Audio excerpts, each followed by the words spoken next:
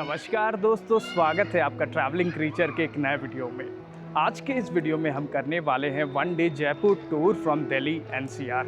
मैं आपको बताऊंगा कि आप दिल्ली एनसीआर में किसी भी जगह हो, आप वहां से कैसे जयपुर का टूर सिर्फ एक दिन में कर सकते हैं।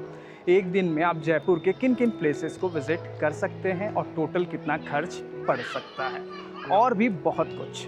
तो चलिए इस वीडियो को शुरू करते हैं। तो सबसे पहले मैं आपको बता दूं कि जयपुर जाने के लिए आप बस ले सकते हैं, आप ट्रेन से भी जा सकते हैं, या फिर आप कैब रिज़र्व करके भी जा सकते हैं। सभी के अलग अलग कॉस्ट हैं और अलग अलग टाइम है।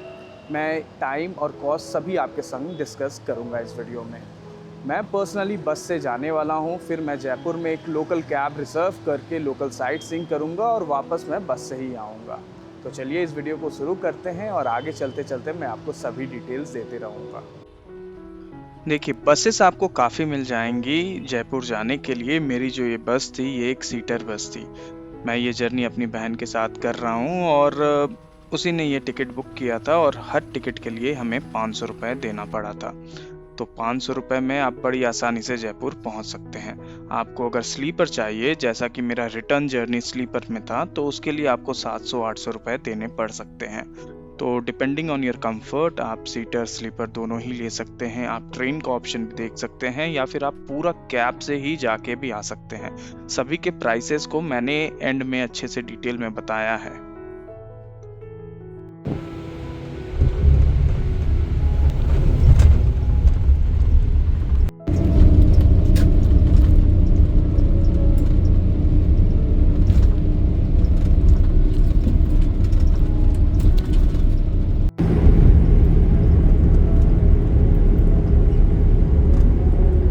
हमारी बस सुबह 6 बजे खुली थी गुड़गांव से, और अभी लगभग 8 बज रहे हैं और हम यहाँ पे एक ढाबे के बगल में रुके हैं, ताकि अगर किसी को फ्रेश होना है तो वो यहाँ पे फ्रेश हो सकते हैं। आप कहीं से भी बस पकड़े, चाहे वो नोएडा हो, गाज़ियाबाद हो, दिल्ली हो, फरीदाबाद हो या गुड़गांव हो, आपकी बस जयपुर जाते वक्त एक जगह ज़रूर स्टॉप लेगी जहाँ पे आप फ्रेश हो सकते हैं।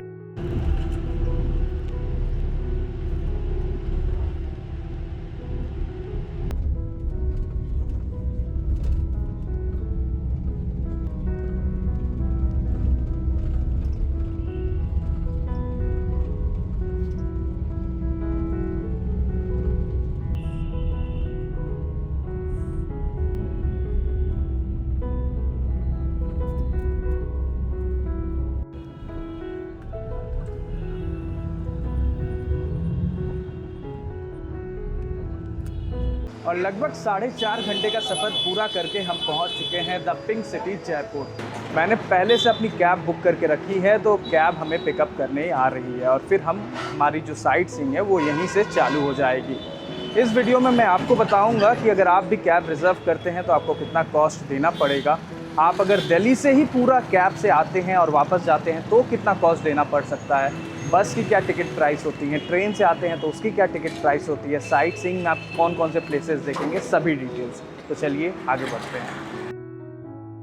और ये जो हमारी कैब थी, ये हमने पहले से बुक करके रखी थी। अगर आपको भी कैब पहले से बुक करना है तो आप एक काम कर सकते हैं, आप सिंपली गूगल सर्च कर सकते हैं।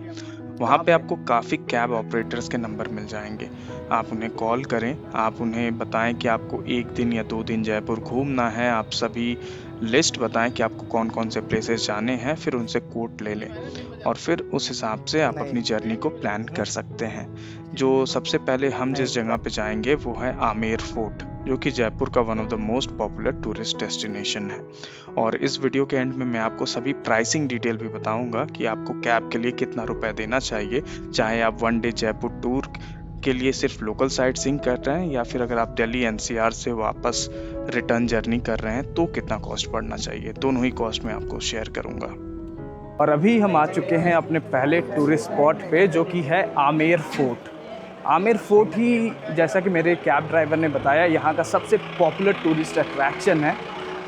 और चलिए चलते हैं अंदर, देखते हैं इसका नज़ारा कैसा रहता है। आमेर फोर्ट, जैसा कि मैंने आपको ऑलरेडी बताया, कि जयपुर के one of the most famous tourist places में से एक है। और जयपुर सिटी के पहले आमेर ही यहाँ का कैपिटल हुआ करता था। आमेर पहले मीना कम्युनिटी के का रूल था यहाँ पे, और उसके बाद यहाँ कछवाहा राजपूत ने अपना कंट्रोल स्टैब्लिश किया था। हमें जो आमेर फोर्ट देखने मिलता है उसका कंस्ट्रक्शन 1592 में राजा मान सिंह वन ने शुरू करवाया था। बाद में उनके सक्सेसर्स ने इस फोर्ट को और बड़ा और ब्यूटीफुल बनाया। जो टिकट की प्राइस है इस फोर्ट के लिए वो है 202 रुपीज़ फॉर 1 पर्सन। और आप एक कंपोजिट टिकट ले सकते हैं, जैसे कि जिसमें 7-8 जयपुर के टूरिस्ट अट्रैक्शन कवर्ड हैं, लेकिन मैंने सिंगल टिकट ही लिया है। चलिए चलते हैं अब इसके अंदर। फोर्ट के अंदर आपको beautiful palaces, courtyard, temple, Sheesh Mahal ये सब देखने मिलता है। शीश महल जो कि आप इस वीडियो में आगे देख पाएंगे, उसमें आपको काफ़ी छोटे छोटे मिरर्स देखने मिलते हैं जो कि उस जगह को काफ़ी सुंदर एक तरीके से बनाते हैं। 1727 में महाराजा सवाई जयसिंह टू ने आमेर से कैपिटल शिफ्ट करके जयपुर सिटी को बना दिया था। तो अगर ये हिस्ट्री आपको जाननी है तो आमेर फोर्ट एक बहुत ही अच्छा स्टार्टिंग पॉइंट हो सकता है। एम्बर फोर्ट में लाइट एंड साउंड शो भी होता है, जिसकी टाइमिंग आप यहाँ पे देख सकते हैं। और ये जो जगह है ये है दीवाने आम यानी हॉल ऑफ पब्लिक ऑडियंस। यहाँ राजा अपनी प्रजा से मिलते थे, उनकी प्रॉब्लम सुनते थे, इम्पोर्टेंट मैटर पे डिस्कस किया जाता था। इसकी आर्किटेक्चर भी काफ़ी इम्प्रेसिव है, जिसमें ब्यूटीफुल पिलर्स और ओपन हॉल देखने को मिलता है। हम आगे दीवानी खास भी देखेंगे, वो इससे ज़्यादा ही ब्यूटीफुल है।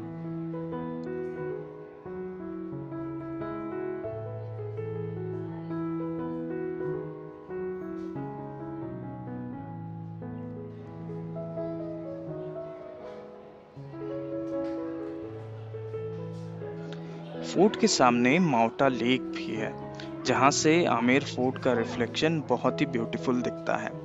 जस्ट अभी आपको स्क्रीन पे दिखाने वाला हूँ, यही है माउटा लेक। आपको इस वीडियो में शायद उतने अच्छे से नहीं समझ में आ रहा हो, लेकिन ये फोर्ट के बिल्कुल ही सामने पड़ता है। और ये आप व्यू देखिए, कितना ही सुंदर व्यू है।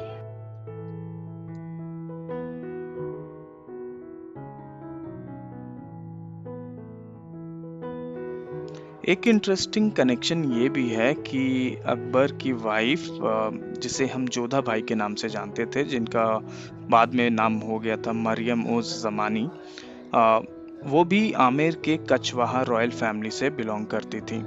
और वो भी आमेर से ही थी, लेकिन उनका जन्म इसी फोर्ट में हुआ था या नहीं हुआ था, इसका कोई हिस्टोरिकल एविडेंस नहीं है।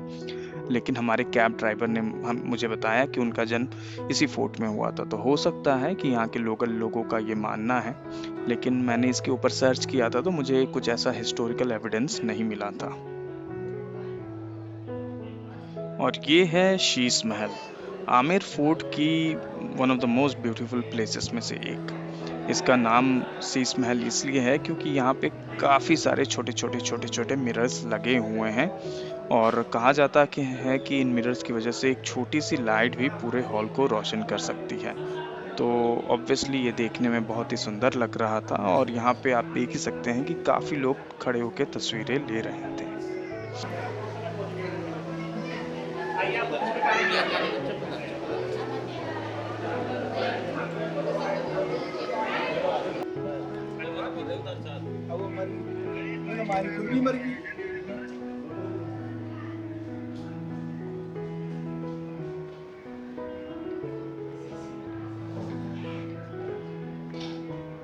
So this is not Baba, live is not.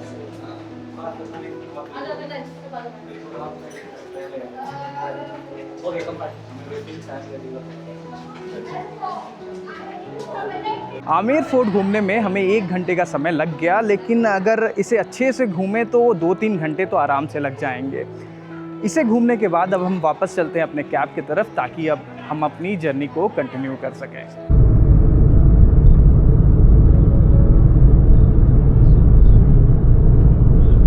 और अभी हम आए हुए हैं अपने दूसरे टूरिस्ट डेस्टिनेशन पे, जो कि है जल महल।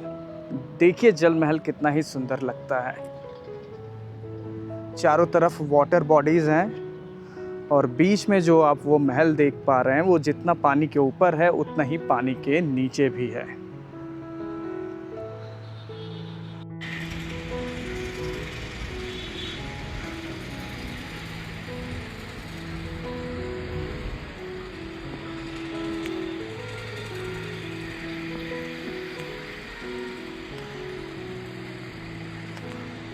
ये जो जल महल है ये बेसिकली हवा महल और आमेर फोर्ट के बीच में ही पड़ता है, और यहाँ पे आपको अंदर जाने का कोई ऑप्शन नहीं है, आपको यहीं से देखना पड़ता है। तो आप जब भी उस तरफ जा रहे हैं या तो फिर आमेर फोर्ट की तरफ जब आप जा रहे हैं या फिर हवा महल की तरफ, तो आप बीच में बस 5-10 मिनट के लिए रुक के यहाँ पे कुछ फ़ोटोज़ क्लिक कर सकते हैं।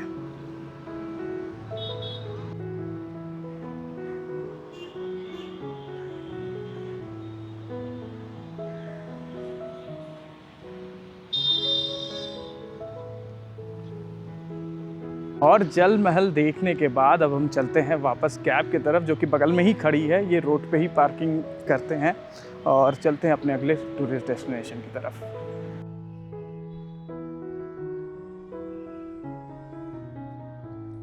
और अभी हम आ चुके हैं अपने अगले टूरिस्ट डेस्टिनेशन पे, जो कि है सिटी पैलेस।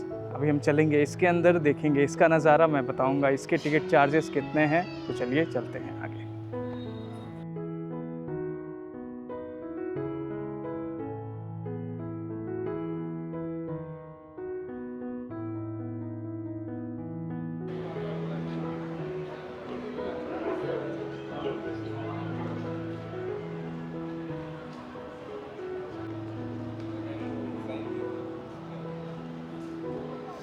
और हमें जो टिकट पड़ी है वो पड़ी है 400 रुपीज़ पर पर्सन की। तो जैसे ही आप सिक्योरिटी को पार करके अंदर आते हैं तो ये है सिटी पैलेस का फर्स्ट व्यू जो आप देख पाएंगे। सिटी पैलेस को महाराजा सवाई जय सिंह II ने 1727 में बनवाया था। बाद के रूलर्स ने इस बिल्डिंग में कोर्टयार्ड्स ऐड किए और इसे थोड़ा और एक्सपैंड किया। सिटी पैलेस की जो आर्किटेक्चर है वो राजपूत यूरोपियन इन्फ्लुएंस का एक ब्यूटीफुल कॉम्बिनेशन यहाँ पे हमें देखने मिल जाता है। पैलेस के अंदर beautiful courtyard, royal gates, garden और म्यूजियम्स है, जहाँ आपको रॉयल फैमिली के weapons, clothes, painting, old royal belongings देखने को मिलते हैं। आप यहीं पे देख पा रहे हैं कि आपको कितने सुंदर सुंदर झूमर देखने मिल रहे हैं। इसी में आगे आप वेपन्स देख पाएंगे, आप क्लॉथ्स देख पाएंगे, पेंटिंग्स देख पाएंगे।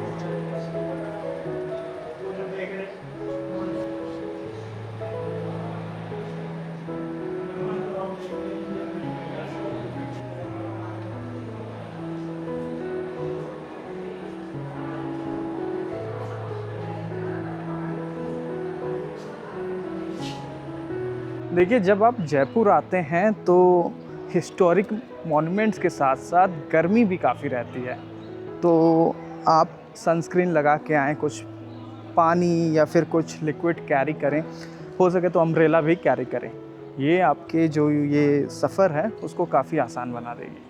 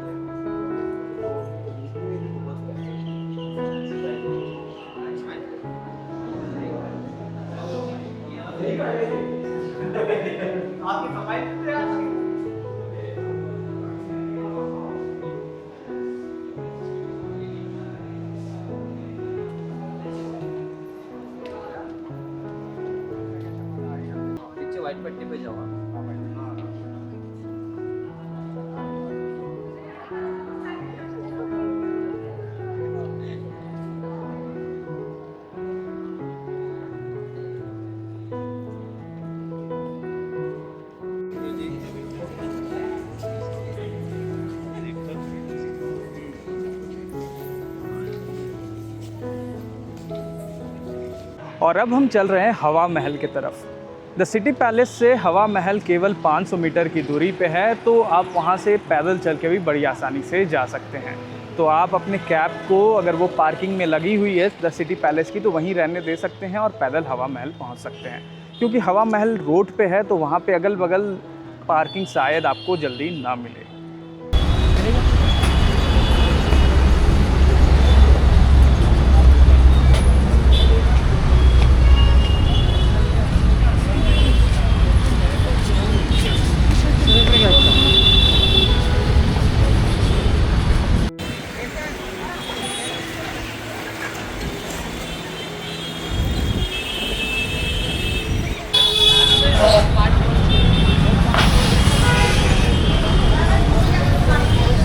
और हवा महल में एंटर करने के लिए आपको 102 रुपये की टिकट लेनी पड़ेगी, पर पर्सन 102 रुपीज़।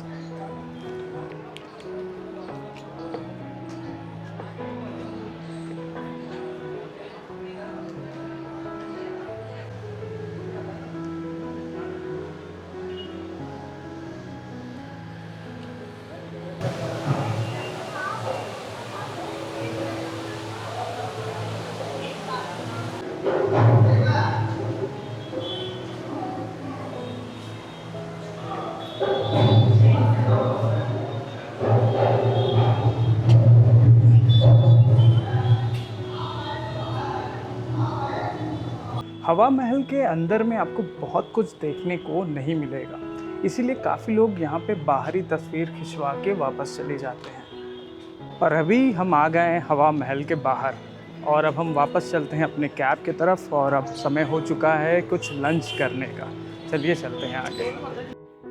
और अगर राजस्थान में आए हुए हैं तो एक बार दाल बाटी चूरमा तो ट्राई करना बनता ही है। आपको यह डिश काफ़ी ही रेस्टोरेंट्स में मिल जाएगी यहाँ पे, और अगर आप चाहते हैं तो आप इसे एक बार ट्राई ज़रूर करें। और लंच करने के बाद हम आ चुके हैं एल्बर्ट हॉल म्यूज़ियम के सामने। चलिए चलते हैं, देखते हैं इसके अंदर हमें क्या देखने मिलता है। और इसका टिकट प्राइस है 102 रुपीज़ पर हेड। काफ़ी आइडेंटिकल टिकट प्राइसेस हैं जयपुर के सभी टूरिस्ट प्लेसेस की। चलिए अभी हम चलते हैं इसके अंदर और देखते हैं इसका नज़ारा।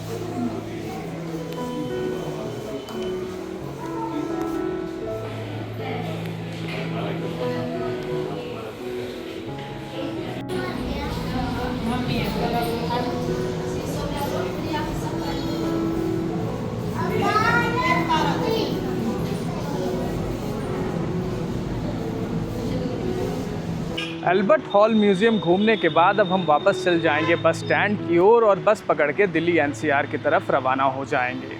मैं आपको बता दूं कि रिटर्न टाइम आपको 4.5 से 5 घंटे का समय लग जाता है बस से दिल्ली एनसीआर वापस जाने में। तो आप अपनी रिटर्न जर्नी उस हिसाब से ही प्लान करें। अगर आपके हाथ में समय बच जाए तो कुछ और भी प्लेसेस हैं जो आप घूम सकते हैं, जो कि मैंने as a honourable mentions description में मेंशन कर दिया है, आप उसे चेकआउट कर सकते हैं। मैं सभी प्राइसिंग डिटेल्स आपके बता देता हूं कि अगर आप बस से आते हैं तो बस के टिकट प्राइस 300 रुपये से चालू हो जाते हैं। 300, 400, 500, 600 रुपये सीटर सीट्स के प्राइसेस होते हैं। आप स्लीपर लेते हैं तो 600, 700, 800 इस रेंज में आपको बस के प्राइसेस पड़ेंगे। आप अगर ट्रेन से आते हैं तो वो ट्रेन पे डिपेंड करता है और आपकी क्लास पे डिपेंड करता है, तो प्राइस काफ़ी वेरी कर सकता है। आप अगर दिल्ली एनसीआर से कैब से आते हैं और पूरा घूम के वापस कैब से दिल्ली एनसीआर तक जाते हैं तो 9-9,500 रुपये आपको देना पड़ सकता है। आप अगर मेरी तरह करते हैं और यहाँ पे आके कैब करते हैं तो उसके लिए आपको 2,000 रुपये तक देना पड़ सकता है, जो कि पीक सीज़न में 2,500 रुपये तक पहुँच सकता है।